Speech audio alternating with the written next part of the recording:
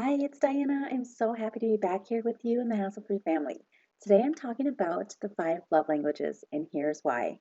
Because many of us go through life trying to truly give love and get love, and it's possible that somewhere along the way you felt like you were just giving more and getting less. So this can be true in all types of relationships, both personal and professional. Have you ever experienced an imbalance of love from maybe a parent who didn't understand you, or a partner who you later decided was just all wrong for you? Do you have a child that just doesn't know how much you do behind the scenes to make their life truly run smoothly? All of these might be true, and all of these might have to do with the way we give love and receive love. So, this phenomenon is summed up by a concept called the five love languages, coined by Gary Chapman and used as the basis of numerous books to help us each give and get love in the language that makes most sense to us individually. The five love languages are words of affirmation, quality time, receiving gifts, acts of service, and physical touch. And all of you, I think, should have taken the quiz already and know your primary love languages. The thing about that online quiz is that it actually gives you all five love languages in order, which is so fantastic. My primary love language is physical touch. Second is words of affirmation, followed by close third, acts of service. Then quality time and receiving gifts are the least important to me. So if you're comfortable with it, go ahead and just type in the comments your primary and your secondary love languages. While you do that, tell me if this scenario sounds familiar in a romantic relationship you may have experienced. So you may get a point to clean the house and ensure that all dishes are done immediately after dinner. After all, you love a clean house and you think that your partner appreciates that too. Meanwhile, they go and sit on the couch and watch TV. You're thinking, well, they must care more about that TV show than helping me out with these chores. It really would make me feel happier and less stressed if they could come and help me every now and then. And they're thinking, she obviously cares more about having a clean house than being in a loving relationship. She's not interested in coming over to spend time with me, and all I want her to do is sit down, cuddle on the couch, and spend some time with me. So, this type of disconnect happens when the recipient has a completely different love language than you. Do you see how you can give in this scenario and think you're doing it right? And that other person just doesn't recognize any of this as love at all? In this scenario, you are giving through acts of service while they want quality time and maybe physical touch. Another scenario might look like this, but in the workplace. So, a team of 5 employees exceeds expectations on a project, so the boss gives them all an expensive watch to commemorate the job well done. Well, 2 of the employees are thrilled, and the other 3 think that was such a waste of money, and they actually go and complain to other employees about their disappointment. So, what's going on in this situation? Well, the 2 who love the watch have a primary love language of receiving gifts. The other 3 simply have other primary love languages of appreciation. It has been proven that in the workplace, only the primary love language of appreciation matters to the employee, while in personal relationships, all 5 love languages live on a spectrum. Employees only give points for hitting that primary love language, while spouses or partners in relationships get varying amounts of credit or points, however you want to think about it, for each of the 5 love languages. And today we're talking about the 5 love languages for relationships and for children. And make sure you join me back tomorrow for a discussion on how to use the 5 love languages of appreciation in the workplace. So first, let's talk about what each of the 5 love languages means. I want to hit the highlights enough so that we can have a bit of a discussion about it in relation to our families today. And if you want to know more, the book is great. I'll drop a link in the post so you can pick one up. That is called The 5 Love Languages, The Secret to Love That Lasts by Gary Chapman. So the first love language he talks about is words of affirmation.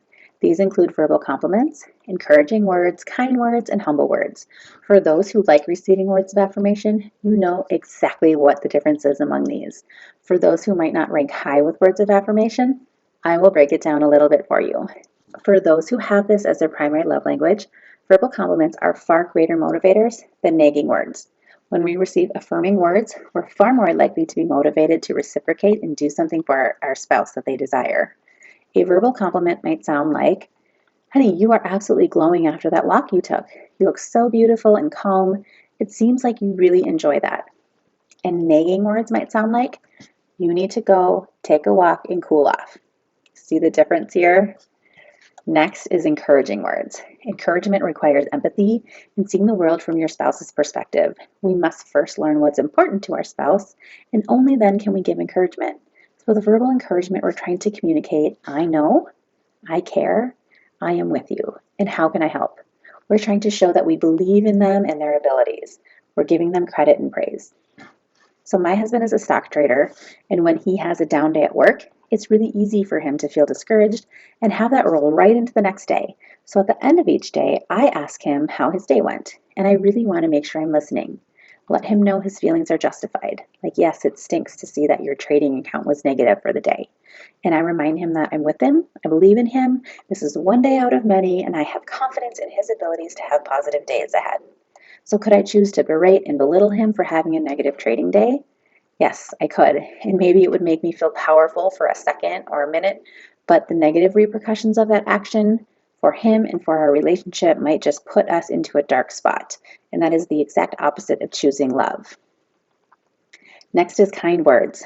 When we use kind words with our partner, we're expressing that we understand you're not a failure because you have failed. Together we will go on from here. So choosing to use kind words every day means we're not forgetting that bad things may have happened in the past. We're just making a conscious choice to let each day be free from the failures of the past. And last is humble words. When you make a humble request of your spouse, you are affirming their worth and abilities. So nod your head, give me a thumbs up, drop a comment, anything, if these two requests sound different to you. 1, hey hun, could you make that awesome pasta sometime this week? I cannot stop thinking about it since you made it the last time. And 2, we have the same foods over and over. I wish I could get a decent meal around here. So yes, words matter, tone matters. We're all adults who are able to choose each and every word and tone we use. So please, let's remember to choose wisely, knowing that we impact the way other people feel. Now, for those of you who want to take action for words of affirmation, let's work on giving a compliment for 30 days straight and keep track of the compliments you give so you can give a completely different compliment each and every day. It's a quick and easy way to show your love and appreciation for someone. The second love language is quality time. Spending time face to face without distractions or splitting your attention. There are 3 aspects to making this love language work. 1 is quality conversation. It's a cornerstone of this love language. It's about engaging in real conversation, actively listening and asking questions with the goal of learning and not fixing and not solving the other person's problems. And also, let's please refrain from interrupting. The book gives a startling statistic that people listen for a total of 17 seconds before interjecting their own thoughts, ideas, and solutions. So let's not do that. Let's listen for as long as the other person needs to talk and maintain eye contact throughout our conversation. Next is learning to talk, also known as becoming self-aware. This can be challenging for many people. This was a big one for me. I grew up in a house where we didn't really talk about our feelings. We focused on problems and solutions. There was not much freedom to express emotions, so I had to really work on my self-awareness when I started focusing on serious relationships. There is actually a very good exercise in this book that I recommend doing if this is an area of opportunity for you as well. The third component is quality activities. These can be really important to people who need quality time. The 3 components of a successful quality activity are 1, at least one of you wants to do it. 2, the other is willing to do it. And 3, you both know that you're doing it to express love by being together. It can be any activity, big or small, from a big vacation to a simple 10-minute walk over your lunch break. Now, don't get bogged down by trying to always plan a grand gesture or an over-the-top date. Doing anything together is better than doing nothing at all because you're still trying to plan the date. So get out there and do something together. The third love language is receiving gifts. Gifts are an important part of every culture on the planet, and historical evidence shows that it's not a new phenomenon. The act of giving and receiving gifts is not about consumerism. Rather, it plays off of 3 categories.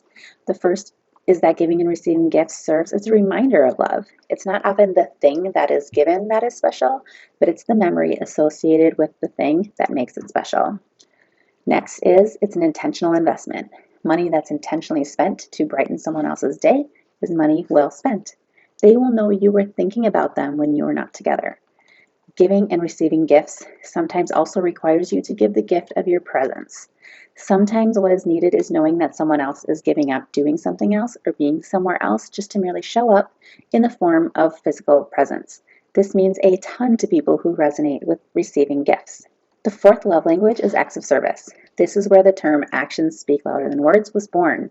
If you are in a relationship with someone who highly values acts of service, you have to choose a meaningful task and follow through with it to the end. If you stop short of completion, it causes double injury to that relationship in the eyes of that person. So completing acts of service does not mean becoming a doormat who serves the other person from sunup to sundown. It does mean being intentional about the activities you do to support your partner and let them know that you're completing those tasks to show your love. It's okay to tell your spouse, hey hun, today I'm going to show you my love by completing XYZ task, especially if it's something that you don't like doing, especially if it's something that that other person wants to get done. You are going to probably get double kudos for doing this because of the surge of love from being told that it will get done, and then the next surge of love when it actually gets completed. There's a whole list of other ideas in the book that I encourage you to check out if you want to incorporate more acts of service in your relationship. The fifth and final love language is physical touch. Now, touch is something that humans need from the minute we're born to the minute we leave the earth.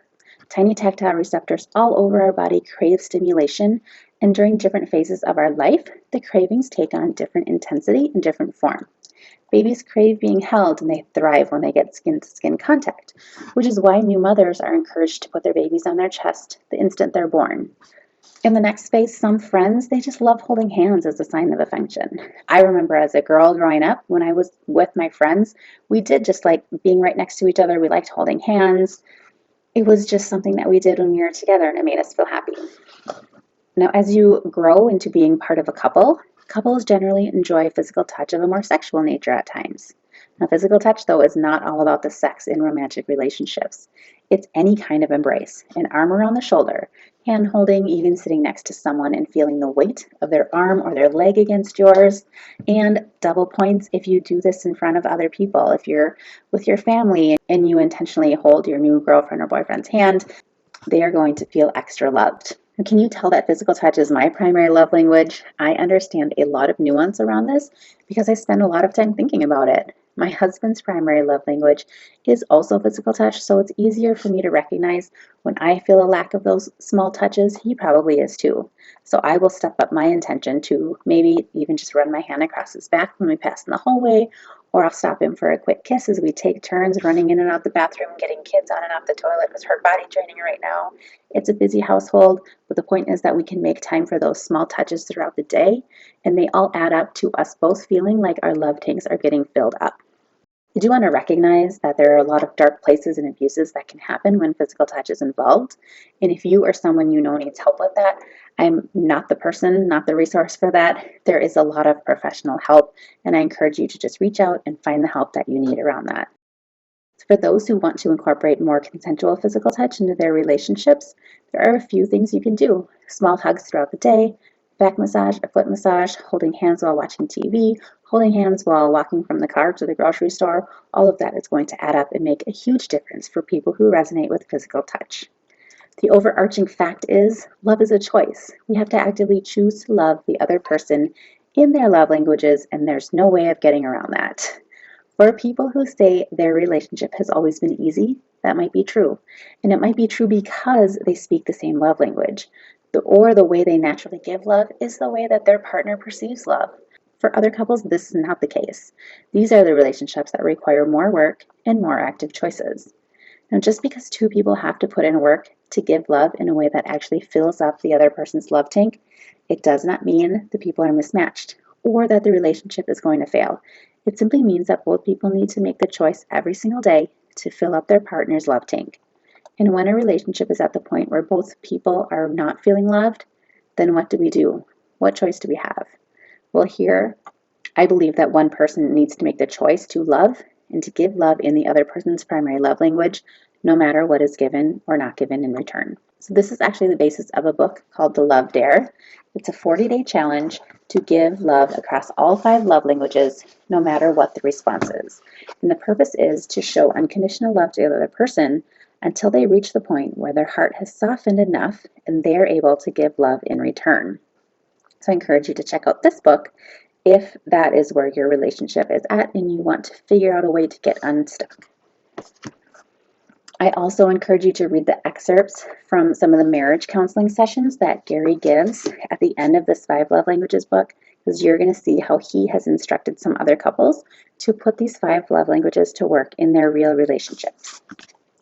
I absolutely love the quote in the book that says, understanding the five love languages and learning to speak the primary love language of your spouse may radically affect his or her behavior. People behave differently when their emotional love tanks are full. And that just really sums up the whole purpose of learning about this topic. Now let's shift gears to using love languages for children. And remember, tomorrow I'm going to cover love languages of appreciation in the workplace. So children need all five love languages, and not only as an opportunity to see what's going to fit for them, but also as training to give love in all five love languages. Now, how amazing would it be to raise children who had so much awareness around giving and getting love that they choose partners that actually treat them with love and respect, that they know enough about what they need in terms of expressions of love to ask for them up front rather than being victims of whatever type of attention is thrown at them. How much do you want your children to be proactive in finding relationships that fulfill them in a healthy way rather than filling a void left by an inadequate expression of love in the home? So think about that. I think about it all the time. As a mother of five, I want my children to have healthy and fulfilling relationships in their future. And this is one of the things I'm doing to be proactive about the emotional well-being of my children. So for those who are wondering how they can figure out which of the five love languages their children vibe with the most, the main problem is children cannot necessarily take the assessment. Depending on the age of the child, they do not possess enough self-awareness to adequately choose one choice over another. And you don't want to impose these love languages on them, because if we kind of guess at one that's not really right, that's not going to serve our children very well if we're constantly just giving in that one because we've kind of pegged them as having that one as their main love language. So the assessment that's online does work for older children and teens, though. There are two books that I linked in the post for you to learn more about the five love languages for children and teens. I am not to those teen years yet. I do have a couple years to go, but I know many people in this group are right in the thick of it. The one book that is helpful for smaller children to understand the concept of love languages is A Perfect Pet for Peyton. That's this one right here. It's a cute book that kids can understand, and I would say for my kids, maybe about age 3 was the point where they can start understanding the concept beyond just recognizing different animals in the book. They will actually get to recognize what the different animals represent, the different love languages. So for children who are a little bit older, I would say maybe first or second grade, you can try asking them pairs of questions every now and then, such as, hey honey, when you get home from school, do you like it better when I have your snack ready right away, or when we get to give each other a big hug before we do anything else? Another pair of question might be, hey, when we have free time in the evening, do you prefer that we play a game together, or would you rather go shopping for a new outfit or a toy? You can also make observations about the types of things they ask for, and this is perhaps even more telling than asking direct questions. So for example, one of my 5 kids is always asking us to get him this or that. Get his water bottle, his blanket that's literally 5 feet away, put his socks on even though he knows how to do it. I promise he isn't helpless, he isn't lazy, he just thrives off of acts of service, and it makes him feel loved when we do those small things for him. So if you feel comfortable, I would love to hear an example of how you've observed a child asking for a specific type of love. I think in this community, it's really fun. We get to learn from each other's experiences. So please take the time and drop us a comment here about that if you have a story to share. That's all I have for you today. Thank you for joining me here in the Hustle-Free family. And remember, I'm going to be back here tomorrow sharing some cool information about how to use the 5 love languages of appreciation in the workplace. All for tonight, guys. Have a good night. Bye-bye.